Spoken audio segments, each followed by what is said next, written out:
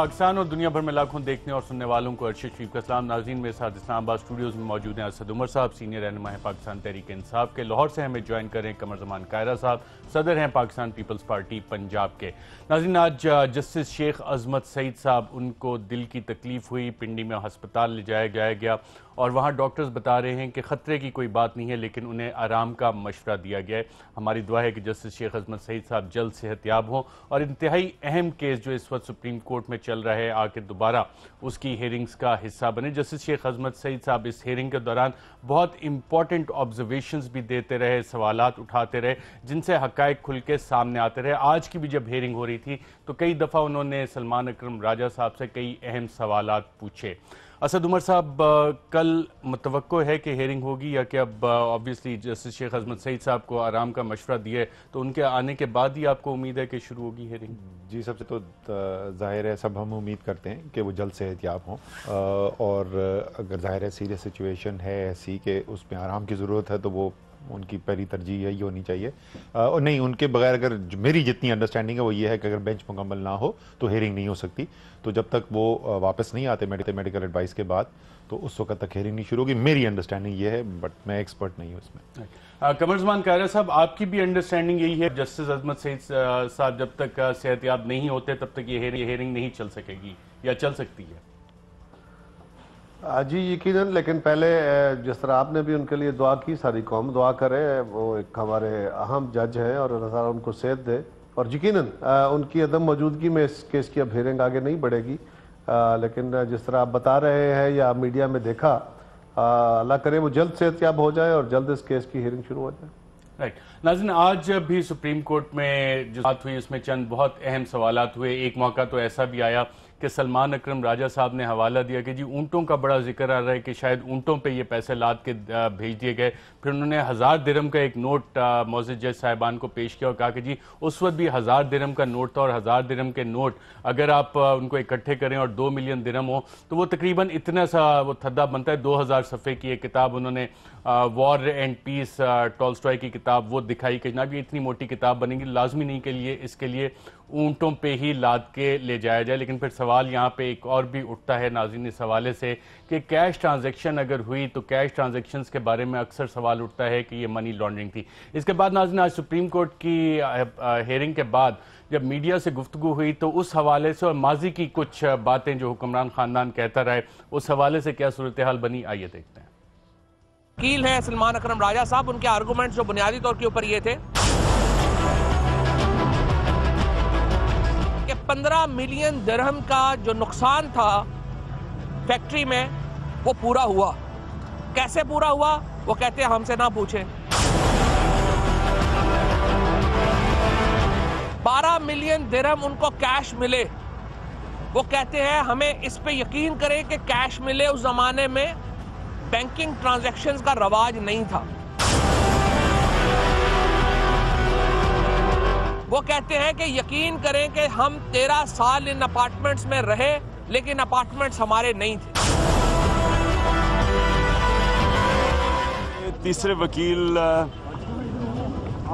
जो शरीफ खानदान के हैं, इन्होंने तीसरी दफ़ा ये मेंटेनेबिलिटी चैलेंज किया है कि ये अदालत ये सुन नहीं सकती। जब तक हुकूमत सच ना बोले उसको निजात नहीं मिल सकती है। पहले अलिफ लैला की कहानी होती थी और अब दरहम और दीनार की कहानियां हैं। अगर शरीफ फैमिली ये एक्सेप्ट ना करती कि 2006 के बाद ये फ्लैट्स हमारी मलकियत हैं तो सुप्रीम कोर्ट के अंदर ये केस चल ना रहा होता।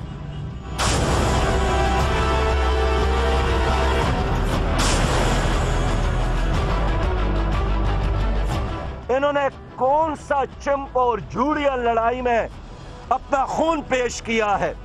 इनको कौन से तमगे इम्तियाज और निशान हद हैदर मिल गए हैं कि अरब हा के कर्जे लेकर इनको माफ करवाए गए हैं और प्लेट्स खरीदे गए और दौलत के पहाड़ लग गए।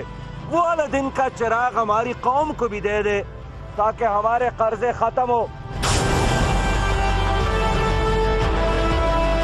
मरियम शरीफ की और सलमान शहबाज की, दोनों ने साफ इनकार किया कि हमारे बिल्कुल ये कोई हमारे फ्लैट्स नहीं है।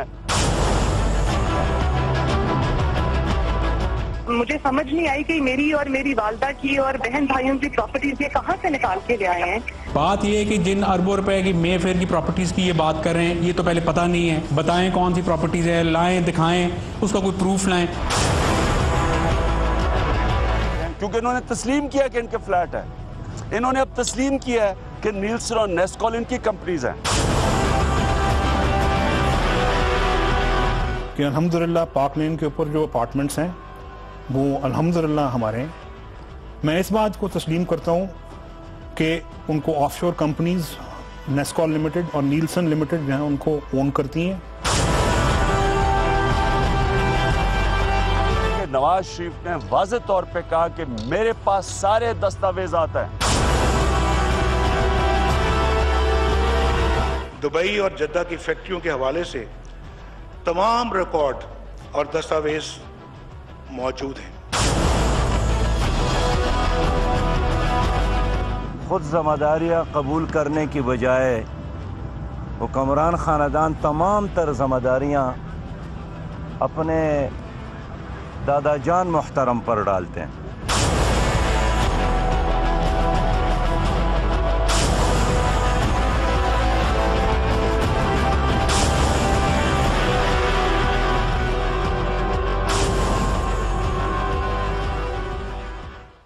जी नाज़रीन, आपने देखा और सिराजुल हक साहब कह रहे हैं कि हुक्मरान ख़ानदान अब तमाम जिम्मेदारियां अपने दादा जान पे डाल रहे हैं। और अदालत में जो आज समाअत हुई उसमें भी कुछ इसी तरह की सूरत हाल नज़र आई। और जज साहिबान कहते रहे हैं, जब पहले सवाल करते रहे रिस्पोंडेंट नंबर 1 जो कि प्राइम मिनिस्टर साहब, उन्होंने कहा जी बाद में आने वाले वकला हुक्मरान ख़ानदान के वो बताएंगे। जब मरियम सफदर साहिबा के वकील पेश हुए तो उन्होंने कहा जी बाद में आने वाले वकील बताएंगे, जिसका मतलब था कि हसन और हुसैन के वकील बताएंगे। आज सलमान राजा साहब आए, उन्होंने सारा जो मलबा था उठा के वो डाल दिया मियाँ शरीफ साहब पे कि जनाब उनको बुला लें, आप ट्रायल करवा लें, जिस पे अदालत के रिमार्क्स भी आए कि जनाब फिर कतरी शहजादे का ये वाला जो ख़त है इसके जो मामलात हैं वो किस तरह से आगे चलेंगे, आप इस हवाले से अदालत के साथ सही मावनत नहीं कर रहे। और अदालत की जो पावर्स हैं अंडर आर्टिकल 184(3) उसको भी सलमान अकरम राजा साहब ने उस पर सवाल उठाया। हालांकि टीवी प्रोग्राम में आपको प्रोग्राम के अगले सेगमेंट में चल के मज़ीद तफसीलात से बताऊँगा किस तरह से उसके सपोर्टिव थे, लेकिन अब उनके दलाइल अदालत में शायद कुछ मुख्तलिफ नज़र आ रहे हैं। वाकई ऐसा है कि नहीं। कमरजमान कायरा साहब, जो मामला शुरू हुआ था पार्लियामेंट में स्पीच से, आपकी TORs कमेटी, फिर आपके 7 सवालात, फिर आपके 70 सवालात, अब नवंबर से लेके अब तक अदालत उज़्मा में ये कार्रवाई चल रही है। अब आखिर में जो चीज़ आके पता लग रही है कि पूरा शरीफ खानदान उठा के सारा ब्लेम है मियाँ शरीफ साहब के ऊपर डाल रहा है। क्या ऐसा करना सही है? जो जवाबात, जिन सबूतों का वज़ीर आज़म ने जिक्र किया था, आप पार्लियामेंट में प्रिविलेज इस्तेकाक भी आपने मूव किया कि जनाब प्रिविलेज ब्रीच हुआ है, ये मामलात इसी तरह चलते रहेंगे या किसी मंतकी अंजाम पे पहुंचेंगे आपके ख्याल में? देखिए अर्शद शरीफ साहब, बात यह है कि पहले तो ये जो एक आर्गूमेंट है कि मियाँ नवाज शरीफ साहब का नाम नहीं है, अब वो मियाँ मोहम्मद शरीफ साहब के बेटे हैं, हुसैन नवाज, हसन नवाज और मरियम नवाज के वालिद हैं। अगर वो मियाँ शरीफ साहब के जायदाद के वारिस हैं तो एसेट्स उन्होंने लेने हैं तो लाइबिलिटीज़ भी लेनी है। और अगर वो बच्चों को कोई असासा मिला है तो ये मुमकिन नहीं है कि मियाँ साहब के इल्म में ना हो, उनके वालिद साहब से डायरेक्ट कोई चीज़ें उनके बच्चों को चली गई हो, उनके इल्म में ना हो। मियाँ साहब ने कभी भी किसी मौके पे ना अपने कौम से खिताब में, ना अपने असम्बली से खिताब में, ना अपनी वजाहती बयान में, ना अपने जलसों से खिताब में, और ना ही उनके स्पोक्स पर्सन ने आज से कोई 8-10 दिन पहले तक ये बात कही कि जी ये मियाँ शरीफ साहब के असासे थे, उन्होंने बनाए थे, ये हमारा इनसे कोई ताल्लुक नहीं है, या उनको बुला के पूछ ले। ये जिस तरह उनकी अदालत के, जिस तरह उनकी पार्लियामान में बार बार बयान बदला गया, उनके स्पोक्समैनों ने बार बार बयान बदले, अब उनके बच्चों ने बार बार बयान बदले, और अब उनके वकला बार बार अपनी पोजीशन बदल रहे हैं। ये सारी क्रोनोलॉजी अदालत के पास मौजूद है और हमें तवक्को है कि अदालत इस क्रोनोलॉजी को देखेगी कि बार बार जो जो अदालत के सवाल उठते गए, मौक़िफ़ बदलता गया, और उस मौक़िफ़ के साथ साथ वो कागजात भी बनते गए, वो भी पेश होते गए जिनका आगाज में कहीं जिक्र नहीं है। और आज वो डॉक्यूमेंट जिन पर रिलाई किया जा रहा है, मतलब कतरी खतूत है, या वो एक हाथ की बनी हुई चिटें हैं, या बैंकिंग ट्रांजैक्शंस नहीं है, या वो कैश की ट्रांसफर्स हुई है सारी, ये पहले आगाज में इसका कोई जिक्र नहीं था। जो जो सवाल उठते गए उस सवालों के साथ ये चीजें बनाई गई, लगता यूं है कि फैब्रिकेट हुई, इंप्रूवमेंट्स लाई गई, बनाई गई, कवर अप किए गए मिसिंग गैप्स।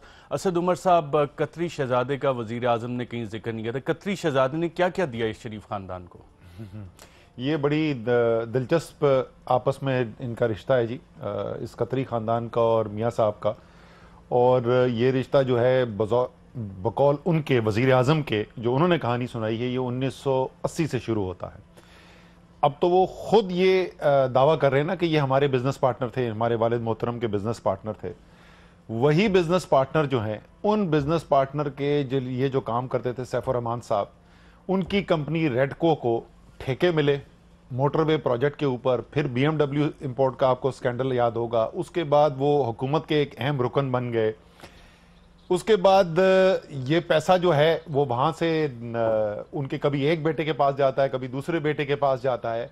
अब जब दोबारा हुकूमत आती है तो $2 अरब यानी 200 अरब रुपए का एक प्रोजेक्ट पोर्ट कासिम के अंदर लग रहा है। इसी कंपनी की अलमरकाब, जो इसी कतरी खानदान की शहजादे की कंपनी है, उसका, जिसमें सैफुर रहमान साहब जो हैं वो अगर आप देखें साइनिंग सेरेमनी में भी नजर आएंगे। इसी कंपनी को मोटरवे के लिए, वो जो अगर आपको याद हो नेशनल हाईवे अथॉरिटी के जो मिनट्स रिलीज हो गए थे जिसमें मियाँ साहब के उन्होंने कहा इंस्ट्रक्शंस हैं कि इनको ठेका दे दिया जाए। इसी तरीके से LNG जो आ रही है वो भी कतर से आ रही है। तो ये जबरदस्त रिश्ता है कि जब ये वजीर आजम होते हैं पाकिस्तान के तो ये उनको ठेके देते हैं, जब वो वहां पर अहम ओहदे होल्ड करते हैं तो वो इनको पैसे भिजवाते हैं, इनके बच्चों को। और जब कोई खत की जरूरत पड़ती है, ये याद रखें, ये 2 खत सिर्फ नहीं आए, ये तीसरा खत है जो भी आया है।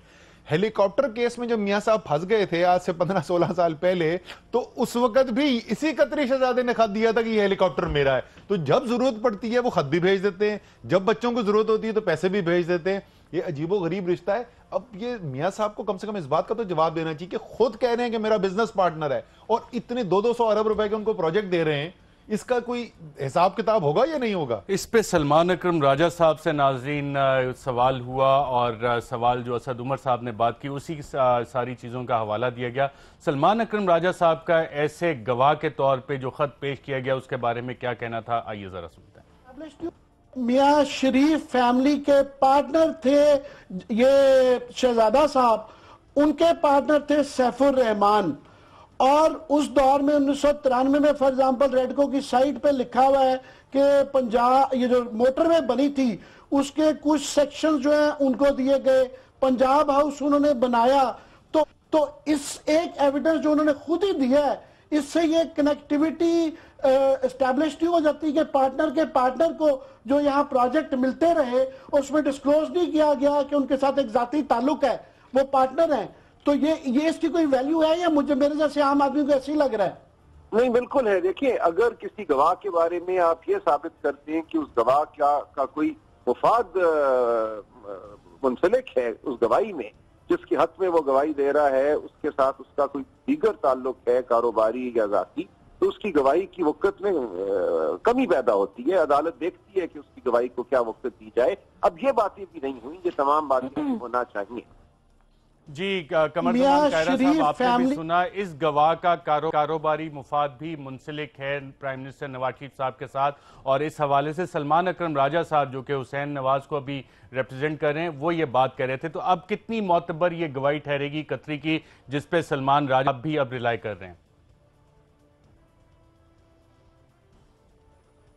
कारोबार बयान कर गए, कुछ अपने रह गया 7 शायद, वो मरी एक्सप्रेस वे भी है, मरी के अंदर बनने वाली जो रोड है पुरानी, उसके साथ जो सारा कंक्रीट वर्क था जो अरबों रुपए का था वो भी उन्हीं का था। लेकिन मैंने तो कहा ना जी, ये सारे का सारा कहानी जितनी है, अगर आप इसको अरशद शरीफ पहले दिन से लेके आज तक जब से मुकदमा चला है और इनके बयानात को सामने रख ले तो इतने तजादात हैं कि इन तजादात की रोशनी में सारी कहानी, अब तो ये हलफ दे के भी कहेंगे तो झूठ लगेगी क्योंकि इस पे इतने बेशुमार कंट्रडिक्शंस हैं, अपने कहे हुए बातों को खुद उसकी बार बार तरदीद है, वकला की तरदीद है।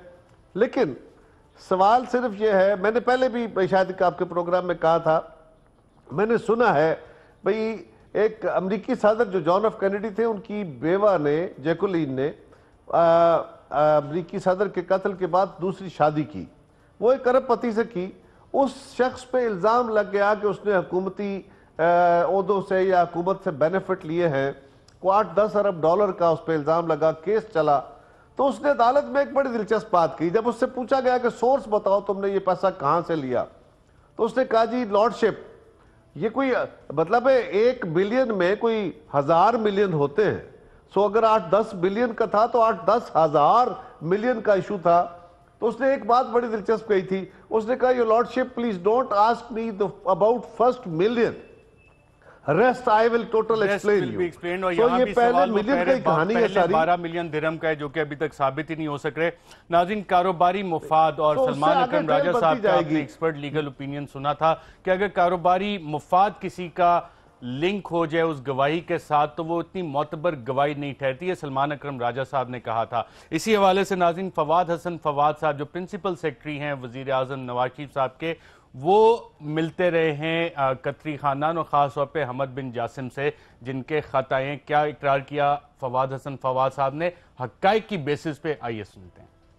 खुद शेख हमद और बात यहां पे हो रही है हक़ाइक़ की। मैं आपको पूरी जिम्मेदारी के साथ ये कहता हूं कि मैं खुद शेख हमद और शेख जासिम से मिल चुका हूं और अल मिरकाब उनकी कंपनी है, उन्होंने पार चाइना और अल मिरकाब की ज्वाइंट मीटिंग कतर में होल्ड की है और उस मीटिंग में उन्होंने ये क्लियरली ऑन द टेबल ये कहा है कि 51% share holding Port Qasim project में पार चाइना की है, 49% share holding Al Mirqab group की है। जी असद उमर साहब, ये अब कॉन्फ्लिक्ट ऑफ इंटरेस्ट नहीं पैदा हो रहा है यहाँ पे कि प्रिंसिपल सेक्रेटरी भी आपके मिल रहे हैं, ठेके भी दिए जा रहे हैं, कुछ आपने गिनवाए, कुछ कायरा साहब ने गिनवाए, और ये सारी चीज़ें अब रिकॉर्ड पे मौजूद हैं। तो जो सलमान राजा साहब ने गवाही के मोतबर होने की बात की और ख़ुद ही उन्होंने कतरी का लेटर भी पेश कर दिया। बिल्कुल जी, मैं तो वैसे एक देख रहा हूँ, पाकिस्तान इतना बदकिस्मत मुल्क है, इस केस के अंदर इतने मुख्तलिफ पहलू हैं। किसी अच्छे जमहूरी जहाँ रिवायत हो मुल्क में, सिर्फ ये कॉन्फ्लिक्ट ऑफ इंटरेस्ट जो है ना, इसी में वज़ीर आज़म फारिग हो जाए कि खुद कह रहे हैं कि 37 साल से जिस खानदान के साथ हमारे ताल्लुकात हैं उसको 200 अरब रुपए के हम प्रोजेक्ट दे रहे हैं बगैर किसी बिडिंग के। ये सिर्फ उसमें, बट लेकिन जिस तरह आपने कहा, आपने नहीं बल्कि सलमान अकरम राजा साहब ने कहा, जो वकील हैं इस वक्त कोर्ट के अंदर, बिल्कुल उन्होंने मंतकी बात की ना। अगर आप कानून छोड़ भी दें, मंतकी बात नहीं है कि अगर आपका मेरे से कोई इंटरेस्ट मुंसलिक है। बात उन्होंने मंतकी लॉजिकल तब की थी जब वो वकील नहीं बने थे हसन और हुसैन के। मैं कुछ और जुमला इस्तेमाल करना चाहता था, चले नहीं करता सलमान अकरम राजा के लिए। अच्छे प्रोफेशनल वकील हैं, प्रोफेशनल ही एक्टेड, और उन्होंने आज बड़ी प्रोफेशनल काम किया। उन्होंने एक बड़ी मजेदार एक ड्रामाई तरीके से उन्होंने कहानी पेश की, जो आप जिसका जिक्र कर रहे थे कि वो नोट कितने बनते हैं और कितने छोटे हो। कहानी जनाब ये तो थी नहीं, वो तो एक मजाका खेज ज़ाहिर है, लोग कहते थे कि ऊंटों पे जा गया। सवाल ये पैदा होता है कि जनाब आप वहां पर लगाते हैं दुबई के अंदर स्टील मिल, दुबई की डिपार्टमेंट्स की पूरी एग्रीमेंट आप देते हैं कि ये एग्रीमेंट था, पूरी कागजी कार्रवाई है। आप उसके बाद जब प्रोजेक्ट ठप हो जाता है तो बीसीसीआई के साथ पूरा मेमोरेंडम ऑफ अंडरस्टैंडिंग साइन होता है। आप अजीजिया की स्टील मिल लगाते हैं, एलसीज लेनी पड़ती हैं, आप सऊदी गवर्नमेंट की डॉक्यूमेंटेशन, हर जगह डॉक्यूमेंटेशन नजर आती है। लेकिन जहां पर अपने सवाल का जवाब देना पड़ता है शरीफ खानदान को, वहां हर चीज जुबानी, हर चीज कलामी, हर ट्रांसफर कैश से। मतलब मैंने जैसे कल कहा था, इस वक्त 2 हकीकी ट्रेल्स हैं, मनी ट्रेल। एक वो है जो एफआईए की रिपोर्ट के अंदर, बीबीसी की डॉक्यूमेंट्री के अंदर और इसहाक डार साहब के एफिडेविट के अंदर है, और एक मैंने गलती से कह दिया था रजिया भट्ट की कहानी है जो इस वक्त वकील उनके सुना रहे हैं। ये कतरी शहजादे वाली कहानी, लेकिन मेरी हामिद मीर साहब ने सही तस्हीह की थी। रजिया भट्ट अच्छा नावल लिखती थी, ये तो नावल भी अच्छा लिखा हुआ नहीं है। सिर्फ यही मनी ट्रेल नहीं, जो नैब का रिकॉर्ड पेश हुआ है हुदैबिया पेपर मिल्स का, नाज़रीन, उसमें भी काफ़ी मनी ट्रेल मौजूद है और वो सुप्रीम कोर्ट के पास है। एक इंतहाई अहम सवाल उठता है, वो सवाल उठाने से पहले ज़रा सैफुर रहमान साहब भी क्या कहते रहे कि जनाब जासिम साहब को पाकिस्तान का रास्ता किसने दिखाया, और अभी इतलात है ज़राए जो हमारे कतर की एम्बेसी में, उन्होंने बताया कि सैफुर रहमान साहब के पर्सनल सेक्रेटरी ने यह ख़त जाके शहजाद अहमद साहब को बाकायदा तौर पर हैंड डिलीवर किया। सैफुर रहमान साहब ने रास्ता किस तरह दिखाया, आइए सुनते हैं। तो आपका इसमें क्या रोल है, जो पोर्ट कासिम अथॉरिटी का जितना प्रोजेक्ट है, क्योंकि प्रोजेक्ट इंसेप्शन से लेके साइनिंग तक और फिर इनॉग्रेशन तक आप सब जगह पे वहां पे नजर आ रहे हैं, दस्तावेजात में आपके दस्तखत भी कुछ जगह पे हमें नजर आए हैं।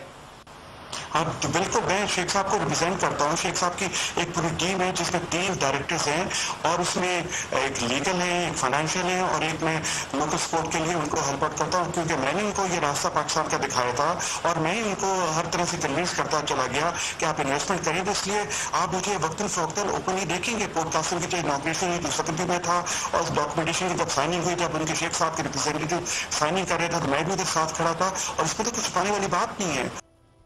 जी नाज़रीन, आपने सुना सैफुर रहमान, फवाद हसन फवाद और उसके बाद कतरी खत के जी 12 मिलियन दिरहम वहाँ पे इन्वेस्ट किए। प्रोग्राम में जब वापस आएंगे तो असद उमर साहब और कमर ज़मान कायरा साहब से पूछेंगे कि ये कतरी जिसने गवाही दी है और जो पाकिस्तान में इतने प्रोजेक्ट्स कर रहा है, जिनको ये LNG का ठेका दिया गया, कतर को दिया गया, वहाँ पे पीछे कौन कौन है उसका इल्म नहीं, लेकिन पोर्ट कासिम अथॉरिटी जो सैफुर रहमान साहब एक्सेप्ट कर रहे हैं, क्या मियाँ नवाज शरीफ साहब और शरीफ खानदान इन सब में इन्वेस्टर है, पार्टनर है और तो कोई पैसे वहां पे नहीं पड़े? और साथ साथ नाज़रीन जो बैरून मुल्क पाकिस्तानी हैं उनको वो फार्मूला भी बताएंगे कि 1 साल के अंदर अंदर 86 लाख पाउंड आप कैसे बना सकते हैं, अरबों रुपए, अरबों पाउंड्स और अरबों लाखों पाउंड्स और लाखों डॉलर्स की जायदादें 1 साल के अंदर अंदर आप किस तरह से बना सकते हैं। इसी तरह की एक और जायदाद जो 2007 में सामने आई, उसकी क्या तफसीलात हैं 86 लाख पाउंड की, वो भी आपसे शेयर करेंगे एक वक्त के बाद।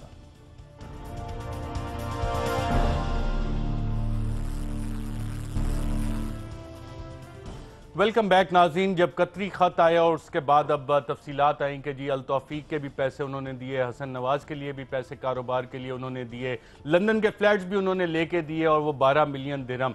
तो कमर ज़मान कायरा साहब, सवाल उठता है कि जब फवाद हसन फवाद साहब प्रिंसिपल सेक्रेटरी जाके मिलते हैं और एक्सेप्ट भी करते हैं टीवी प्रोग्राम में बैठ के कि हाँ जी मैं उनसे मिला, सैफुर रहमान साहब भी वहाँ पे मौजूद हैं, शहजाद अहमद साहब ये ठप्पे लगा के भेजते हैं, तो शरीफ खानदान कतरियों का जिनको अब पाकिस्तान के प्रोजेक्ट्स दिए जा रहे हैं, उनका इन्वेस्टर है या बिजनेस पार्टनर है या ये रिलेशनशिप खत्म हो गई है माजी में? देखिए अच्छा साहब, ये माजी में ख़त्म कहाँ होनी है, ये तो कहानी अभी भी चल रही है और आज भी वो शिकार करने आते हैं तो भी इनके मेहमान होते हैं, वो रियासत के मेहमान बन के रहते हैं। और ये नक्सस कोई छोटा सा नहीं है, ये बहुत बड़ा नक्सस है और किसी एक फ़र्द के साथ भी नहीं है। जूं जूं वक्त गुजरेगा अभी आपने कुछ कहानियाँ आपके सामने आई हैं, बेशुमार चीज़ें हैं जो पोशीदा हैं। अच्छा शरीफ, ये सारी बातें अपनी जगह, अदालत के अंदर बहस भी चल रही है। मैं अगर माजी देखता हूँ तो मियाँ साहब को कतरी खत भी मिल जाते हैं, इनको सऊदी शहजादे भी आ जाते हैं, इनके लिए लेबनानी शहजादे भी आ जाते हैं, कभी इनके लिए वकील खड़े हो जाते हैं, कभी इनके लिए जज खड़े हो जाते हैं। जो बात है ना, मुझे लगता यूं है कि ताकतवरों को सजाएं नहीं मिला करती, बावजूद इसके कि हकायक बहुत सारे होते हैं, दुनिया को पता होता है।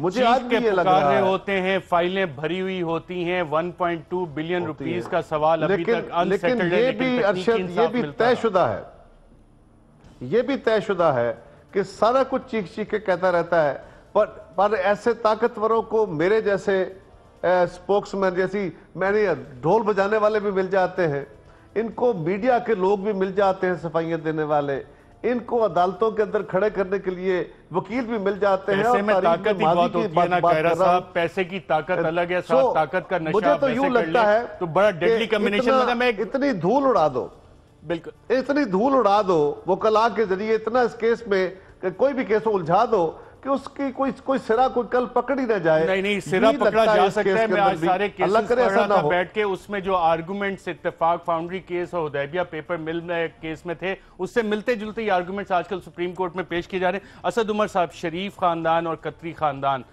इन्वेस्टर पार्टनरशिप रिलेशनशिप अब भी है या माजी की दी खत्म हो गई?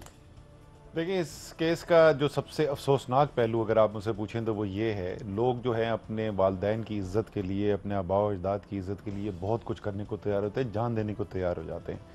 यहाँ पर कहानी हमें सुनाई की जा रही है, वज़ीर आज़म ने पहले खड़े होकर कौमी असम्बली के अंदर सुनाई या बाकायदा तौर पर कोर्ट के अंदर ये पेश कर दिया गया। उन्होंने अपने वालिद साहब को money laundering, asset concealment, tax evasion, हर किस्म का इल्ज़ाम जो है उन्होंने अपने मरहूम वालिद साहब पर लगा दिया। लेकिन वो ये कहते हुए क्या रहे, वो सोच क्या बता रहे हैं? वो सोच ये बता रहे हैं कि क्योंकि कौमियाए गए थे असासे और हमारा दिल टूट गया था, इसलिए उसके बाद पाकिस्तान के कानून तोड़ के पाकिस्तान से बाहर पैसा लग जाके छुपा के रखना जो है वो जायज है। तो जो असासे वो 13 साल झुटलाते रहे, आखिर पैनमा इंकशाफात में पकड़े गए तो मानने पड़ गए कि ये मेफेयर के फ्लैट्स हमारे हैं। अब तो खुल के सामने आ गया ना, 2006 2007 से तो खुद मान गए ना, लेकिन 2015 तक झूठ बोलते रहे उसके बारे में।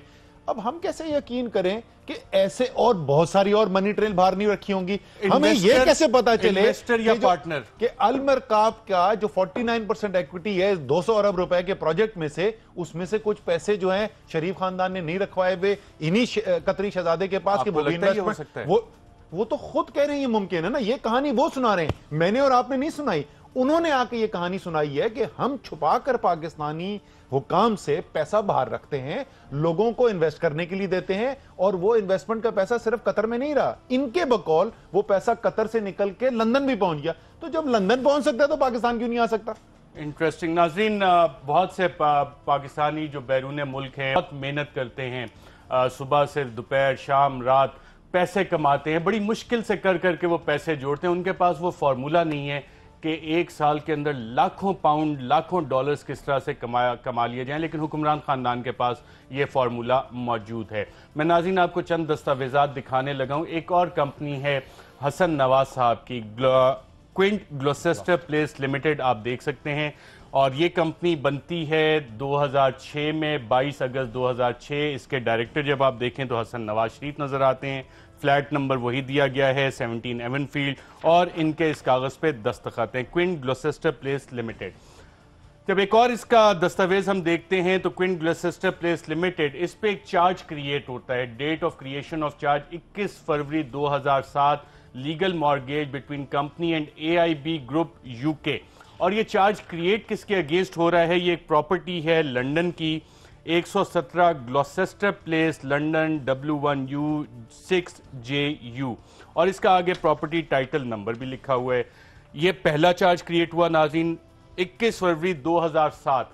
फरवरी 2007 इसलिए अहम है कि 2006 में तो इन्होंने कहा जी ये कतरी सेटलमेंट हुई, सारे पैसे वगैरह भी आए, लंदन के फ्लैट, अब ये दूसरा फ्लैट आ रहा है। और जब हम इस पे अगले सफ़े पे आते हैं तो एक और चार्ज इस पे क्रिएट होता है 23 जुलाई 2009 को।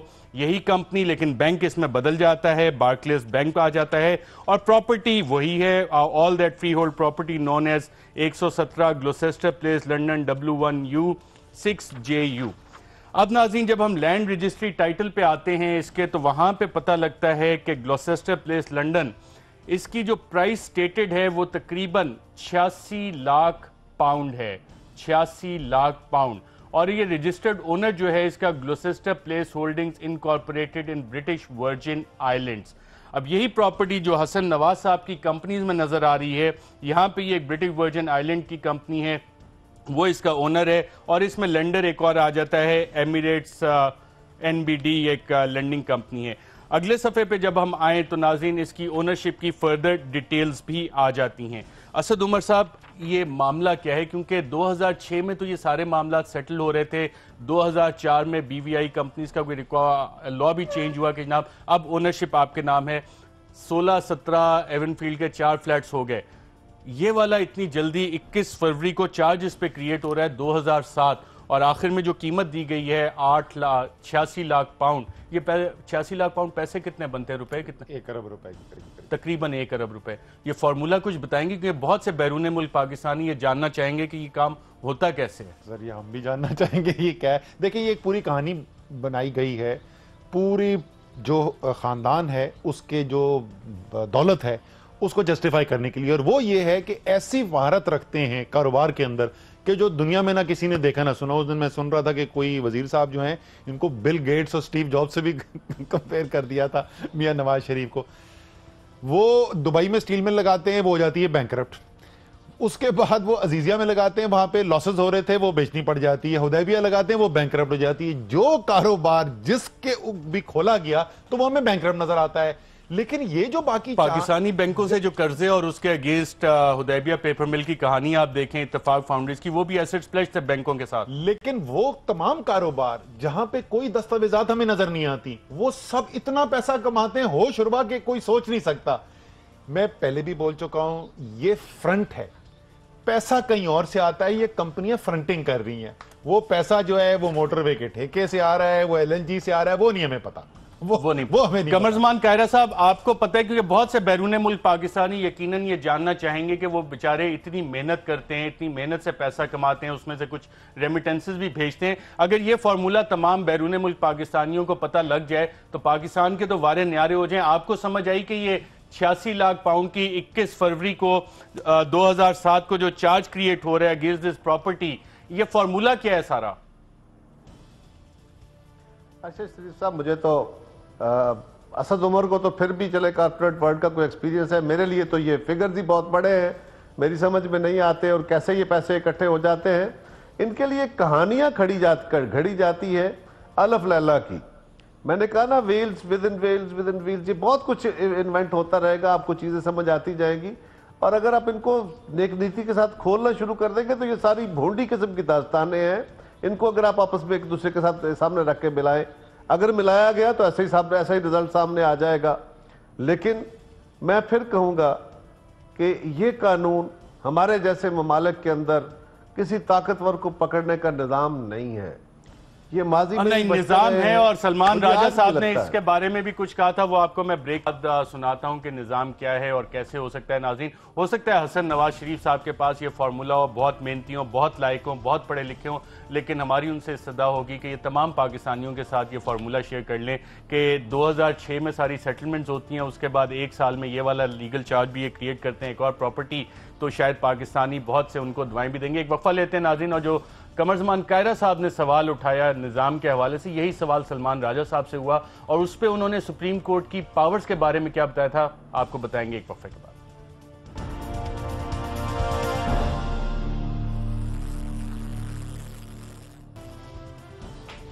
वेलकम बैक नाज़रीन। कायरा साहब ने इंसाफ की बात की और सलमान राजा साहब हसन और हुसैन के वकील बनने से पहले जो उनके अक़वाले ज़रीन से सुप्रीम कोर्ट की पावर्स के हवाले से, वो आपको दिखाते हैं।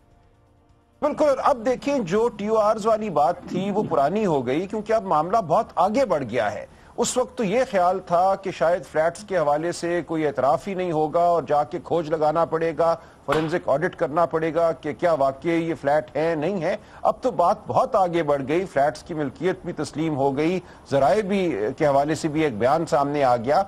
अब तो सुप्रीम कोर्ट के पास जो ताकत है, जो कि बेइंतहा है आइन के आर्टिकल 184 सिर्फ नहीं 187 के तहत भी, टू डू कंप्लीट जस्टिस, उस ताकत के इस्तेमाल का अब सवाल है कि सुप्रीम कोर्ट किस हद तक उस ताकत को इस्तेमाल करेगा।